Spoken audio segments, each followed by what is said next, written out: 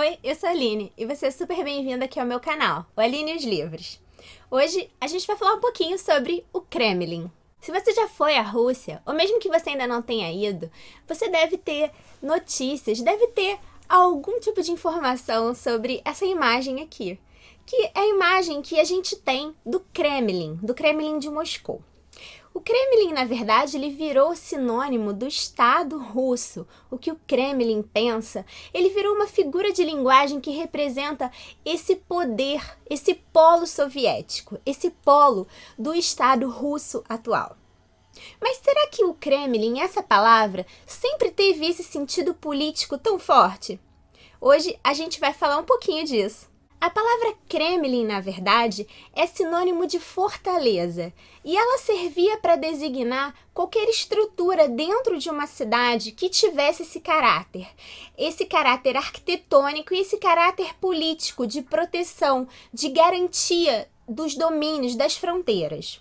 Então, qualquer cidade russa que tivesse essa construção no estilo de uma fortificação, tinha, então, reconhecido seu estatuto de ter um Kremlin. Tanto que várias outras cidades na Rússia têm seus Kremlins.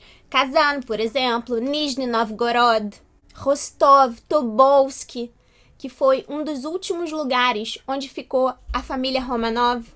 Inclusive, o Kremlin de Kazan é um patrimônio mundial reconhecido pela Unesco. O Kremlin de Moscou é uma das paisagens mais famosas do mundo. E essa fachada aqui que a gente vê não é exatamente o Kremlin, ela é uma das igrejas que estão lá dentro dessa estrutura muito grande. O Kremlin é muito complexo. Essa fachada aqui é da igreja de São Basil. E o Kremlin é então um complexo, uma soma de construções, de edifícios que começaram a ser construídos no século XII. O Kremlin de Moscou é essa fortaleza que então representa o aspecto político aliado ao aspecto religioso. A gente tem desde muralhas, torres, até igrejas decadentes que foram sendo destruídas e reconstruídas ao longo dos séculos. A própria Catarina Grande, da qual eu já falei bastante aqui no canal, ela tinha uma residência onde ela morou um tempo no início do seu casamento.